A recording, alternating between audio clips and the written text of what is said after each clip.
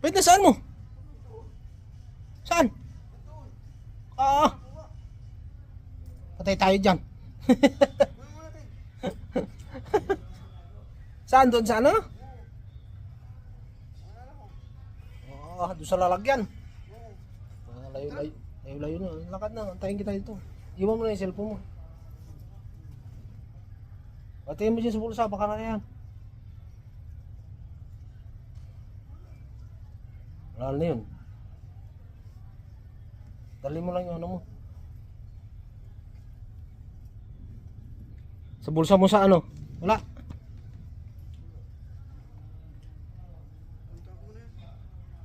Punta mo na. Tagal pa naman yung flight natin eh.